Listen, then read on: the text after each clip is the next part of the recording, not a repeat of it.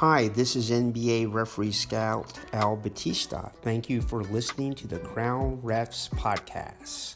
Serve the game.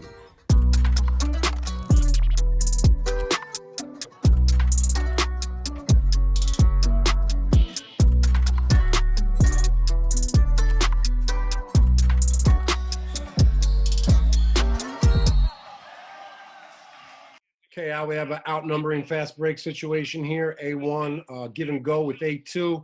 Got that trailing defender from behind, LeBron style. Is this what you mean by locate the defender who could hurt you the most? Right. The lead's got to find the last defender or the one that can hurt him the most. Now, since also, too, what's interesting on the play, the lead is the original lead. He's beat on the play, no big deal. But when you're beat on the play, and once you get your defender, okay, lead, you can help with this goaltending and lift your eyes to the glass because you're beat so you can assist. The center on this play, he's going to referee this other defender on the other side, but he has to lift his eyes as well. And the center does a really good job here. I would just like to see the center stay attached to the sideline, but the center has to lift their chin and their eyes will go as well. So if you can do that on tape, you'll get that right. So is this the only situation where you would say a lead could help out on those basket interference?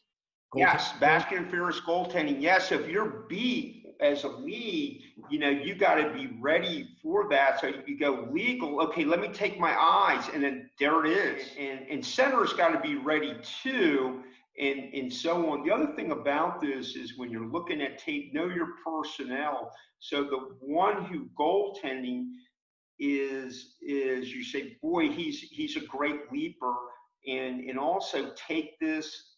Another thing you can take out of this when you're watching players warm up, identify your big players because they're potential shot blockers and they're potential goaltenders or basket interference, and so on. This is a good play too, where you can kind of anticipate what might occur, just kind of picking up that trailing defender, knowing he's a horse running down the court. He's probably going to make a play on the ball. That's when we could kind of look to him. He's a backside defender in the center on this play has got to get ready. So close. Right. Yes, very close. And the other thing too is go over your rules. In NCAA basketball, once that ball touches the board, okay, once that ball touches the board above ring level, it's considered to be on its downward flight. So now talk to me about the rule difference with high school, because I know in high school you can take the ball off the backboard if it's still on its way up, correct? High school rule is you have some judgment involved, and you have some judgment involved, and if you consider that was on its upward flight, you play on. But a good rule of thumb is once it touches that backboard above ring level in the amateur game, it's probably goaltending and so on. It's so hard to build the muscle memory to adjudicate both the college and the high school rules on this play, because I think this is one of the most difficult plays for officials. Is this above the rim? Did it touch the glass first, or did the defender touch the ball first? And I know we've just trained our brain to where as soon as it hits the glass, we're killing it and scoring it. So to show restraint in a high school game, the same situation, it's just hard. So like you said, I usually just score it if they take it off the glass in high school. Yeah. The other thing with this, Paul, is the other interesting thing about this is replay. Go over your replay rules because everyone's kind of uncomfortable with replay. How when you go over to the table, what are you looking for, and so on. And then the last 2 minutes when what couldn't you go over there for in the last 2 minutes of the ball game? So that's another good little practice with this play.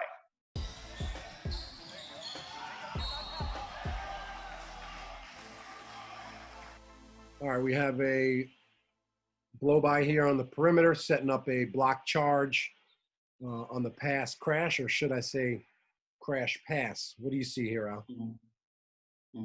Well, the first thing is, let's look at the trill's positioning. They're not attached to the sideline, okay? Now let's back up to, they're not attached to the sideline, so they can't help basically with all on this. The second point, let's take the trill again. Let's back up, and I know we're going to do a lot of backing up here, but the trill, and when I tell you to stop, stop. Okay, the trill is actually walking into a stack. He can't sequence. So back up one more time. And this is how, when you're breaking, so right when he catches it, starts sequencing. Foot, pivot, release. He walks right into a stack and so on. So how do we avoid that? How do we avoid that?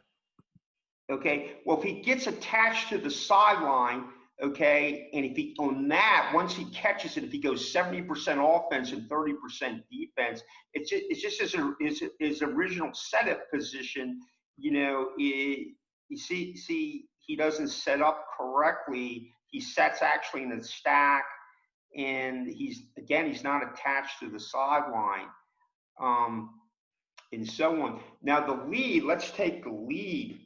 Let's just focus on the lead. Let's forget you're the lead official right now. Okay, as we go back.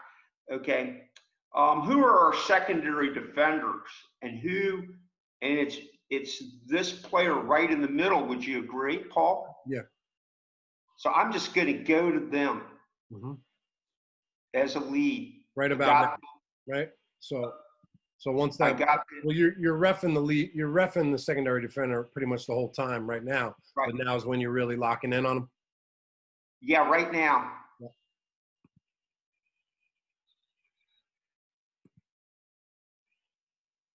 Okay, so we're going to do a drill. We're going to put ourselves in the lead. We're going to put ourselves in the lead.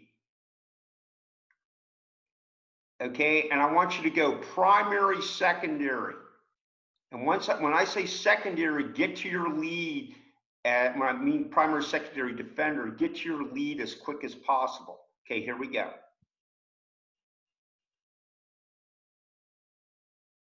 Primary, secondary. Oh, I'm sorry. Let's do it one more time. Primary, secondary, get to him. Good. Okay, again. Primary, secondary. And let's just take it from the beginning on the top. Primary,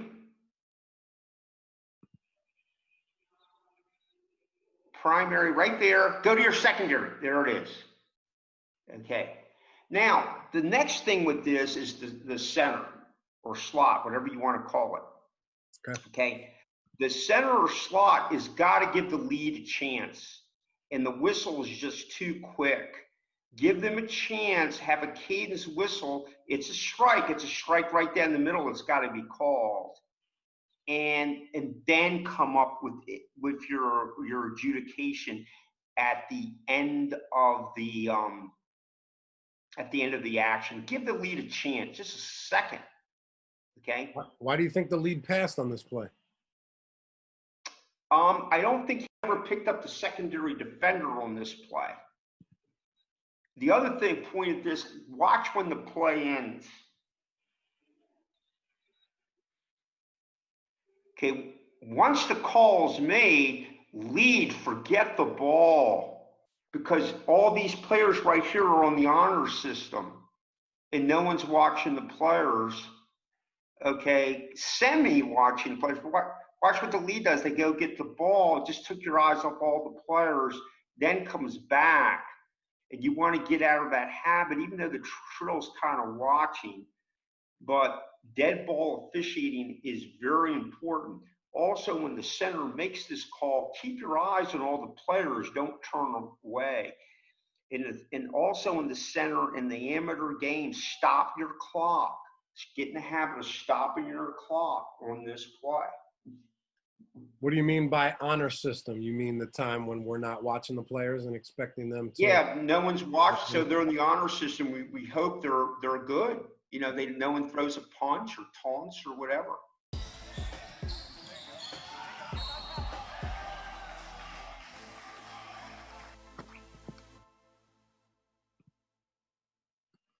Okay, we have a verticality play here. A lot of contact and a subsequent technical foul on the ensuing fast break. These are tough plays when you have to give a technical foul on a fast break. You try not to kill the play for the other team.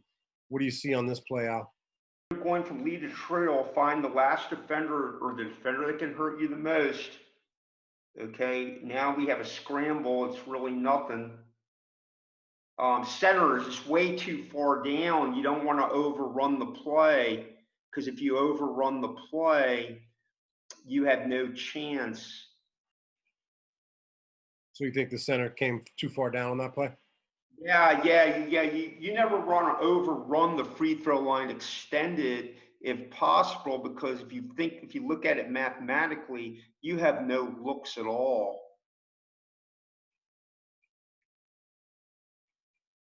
Okay. Now let me see the verticality. No, it wasn't a foul at the end. It was a technical foul because the coach reacted. Okay, so let's back up to the whole thing. Good job. It's verticality straight up. You know, get to your secondary defender. It's nothing. Easier said than done. This is a caseable play. We're going the other way now. And we have a technical. Easier said than done. Wait till the play completes by rule and then adjudicate your technical foul. You said by rule, wait for the offense to finish the play? Legal. Okay, and we go the other way. Wait till he finishes the play, because if you call it too quick, you know, this is a caseable play.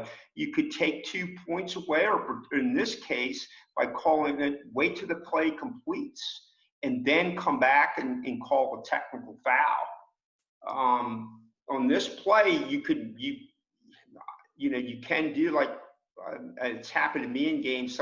This exact play has happened and someone starts yelling and screaming at you. Yep. In kind of cockiness, I would say, don't worry, coach, I'll be right back. Wait till the play is completed and then come back and call your technical foul. It's right in the case book. Or don't say anything at all. Just wait till it's completed and come back and get your technical foul. It's right in the Fed case book and in the NCAA case book, and for the professional game as well. But because you see, by calling the technical foul too early, which is fine, you know, because the heat of the moment, you actually kind of hurt the team that played good defense, and you possibly took another points away from them, which is going to happen. But great job by the lead. See, they're all straight up. So let's look at this. Let's say who are you? If you're the lead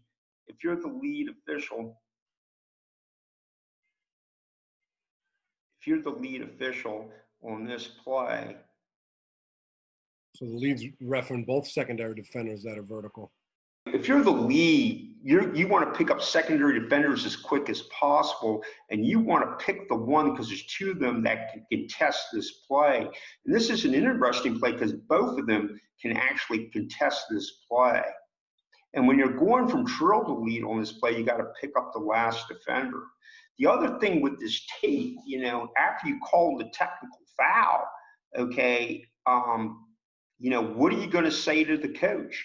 And that's something to practice. Like, now's not the time. I don't know. I'm just throwing things. Now is not the time.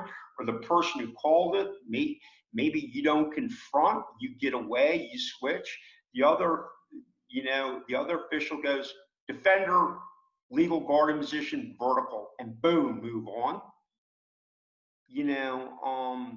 And so on. Or you wait till things calm down and then go, hey, listen, that play down there, perfectly legal guarding position, defense.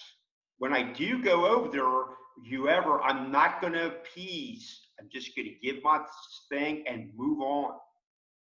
And you got to wait. You got to know this is something you could practice just on tape. I don't, know the teams or whatever, or maybe the personalities coaches.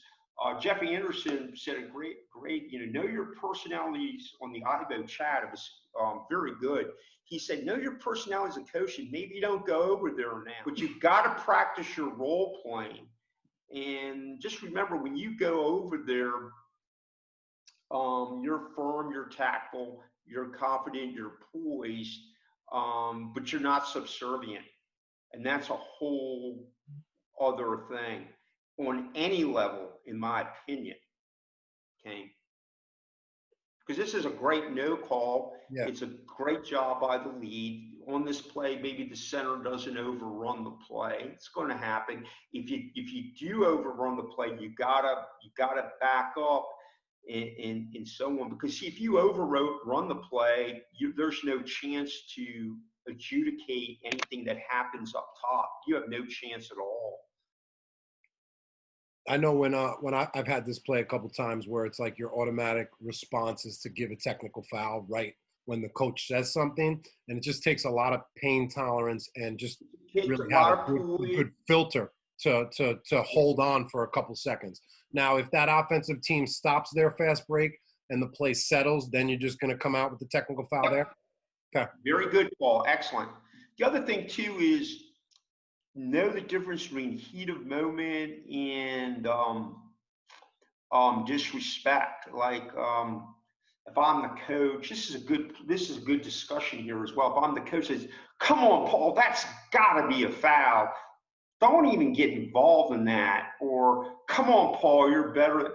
Don't even get involved with that. But if there's a threat, there's cursing, there's an ear punch, then you got to do something. And when they're threatening, cursing, ear punching, that's not a warning. I'm sorry, but that's not a warning in my opinion. And so on. But if someone just says, "Oh, Paul, that's a foul. What's going on?" Or, "Come on, guys, that's heat of moment. Play on." Make sense? Yeah, that's great. Good talking points.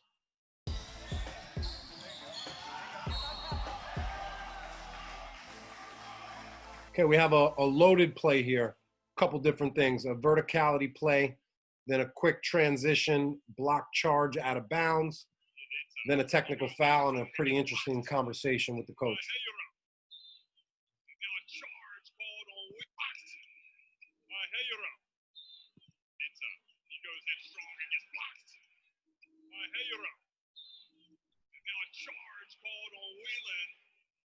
Coach wasn't too happy with the decision there. Well, let's go back to the first part of it, and I'm really looking at positioning and concepts. Okay, right here, if you're the lead, you got to get to the secondary defender that's going to hurt you the most, and you got to pick which one. The center to me is too low again, and it's got to work back. The trill is not even in the picture. So the trill has got to get to their dependable position at the 28-foot line. And is it possible to stop it? Like right there, see where his arm is up? He's above the ball. So he's legal right now. Great shot. And the center actually kind of lucked it into this, but the center is not ready to officiate. Okay. He's in those neutral stances. The lead on this play, I would like to see on their back foot. Okay, but so let's look and see if there's a point of contact. So here we go. Good block. Stop. Again, get to your defender. There he is. Look at that. Good block. Okay. Okay, so now we come up the floor. Okay. Now, the center on this play is stop. Okay, the center on this play, or the slot, is got to referee sideline to sideline, his sideline, because the trill, you got to be ready to help the trill. And now let's look at the defender. And you go legal, legal, and I can't really see if he slipped him or, you know, if he whatever, but the center's got to be prepared to referee this play. I don't know if it's a block charge because I can't see from that angle. Okay, you call it a player control foul, offensive foul, whatever you want to call it. Okay. The referee does a very nice job of diffusing. My opinion, I would create a little space, give your explanation, and then get out of there and get the ball in play. So this is a little role playing. Paul, come on, why is that a player control foul? And you would say, yeah, coach, I had the defender establishing legal guarding position, and the offense went to and through his chest. Tell me what you saw. I always like to give a rule-based explanation and then throw the ball back in their court after you do your job and answer their question and provide an explanation. Like that, the defender's got to be a point. Okay, let's keep playing. Or you could say, coach, by rule, what I saw was he had 2 feet down. He established or obtained a legal guarding position. Yeah. And then this is heat of moment. Let him vent. Get the ball back and play. And that's one way. There's not a right way, but the thing is, you got to practice it. So there's a lot of things by watching tape here. If you're with a small group, you go, okay, there's the lifting principle. Where are we looking? Do you like your position in the C? Oh, here we go. Fast break, sideline to sideline. Okay, let's do this drill, Paul. Boom. But the thing is, you got to practice it, which you don't want to do on tape. Oh, good block. Let's go to the next play. No, we were on the herds today, and we looked at 4 plays in 2 hours because we really dissected them. Al, do you like that idea of posing questions back to the coaches after you give them an answer? It depends. Again, it's about the coach's personality, you know. And so on. Like I said, if you hear Jeff Anderson's talk on 𝘂𝘂 last Wednesday, was very good. He mentioned that, and it's something that it's a game awareness.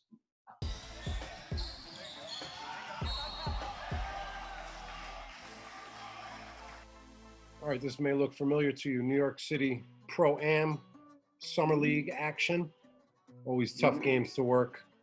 Good reps here. Yes. Not that I would know, but I've seen. Got to play another play at the rim. A lot of contact. Good defense there, or did the defender go A to B? What do you think? Well, let's look at the original play when we start. Let's start from the original play.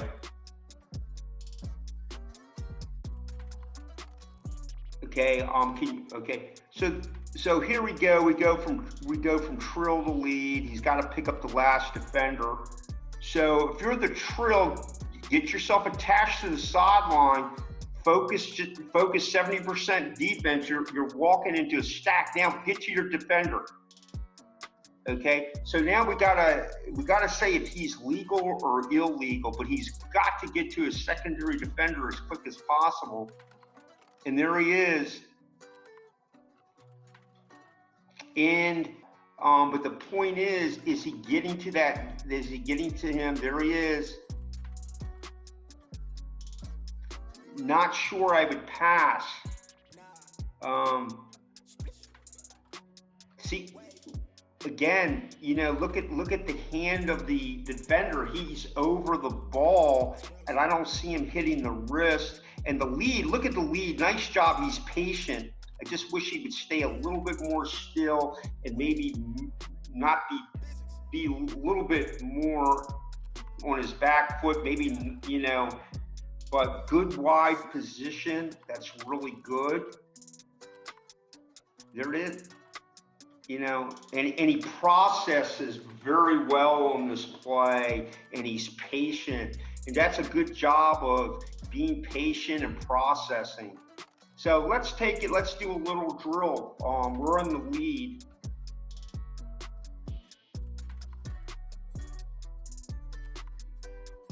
We're the trill, okay. Once he gets by the trill's got to protect the lead's backside. He gets by legal. I don't see anything illegal. It's just a little. You want to know? You want to know the one of the times I'm uncomfortable on the basketball court? When there's bodies on the ground in the paint, and I'm no calling the play. Yeah, but you got to also remember, just because it looks ugly doesn't mean it's a foul. No, I know. No, I'm saying, I'm speaking about the defender who's about to get stepped on, who might not even be part of the play now. Right. Kind of like, you know, he's underneath the basket. Guys are trying to get rebounds, and you're sitting there no calling it because nothing happens, but you know it could potentially get ugly. So that's just one time. That's why you got to stay there. But just look how he jumps. Usually when you jump off 2 feet, watch this, he jumps off 2 feet, you usually contest. If you jump off 1 foot, you usually foul. Very, very interesting. Watch him again. Because when you jump off 2 feet, you're generally just jumping north to south. With the 1 foot, you're allowed to cover more ground. You're usually jumping straight off. Right. And he doesn't, from my angle, he doesn't turn into him.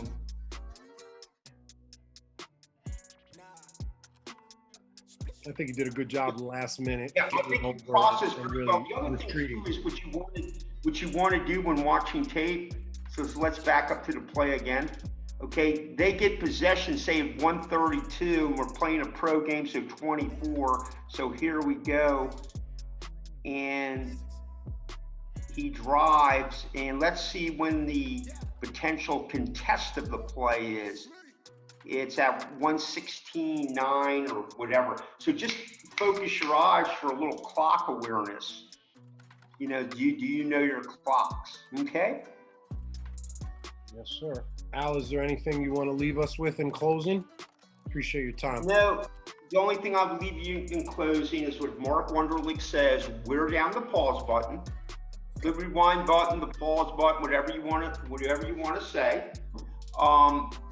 Try to take, you know, look at your game, but try to do this like for 10 minutes every day, and don't get so involved that I get it right or wrong. Start getting involved. Is my positioning? Where am I looking?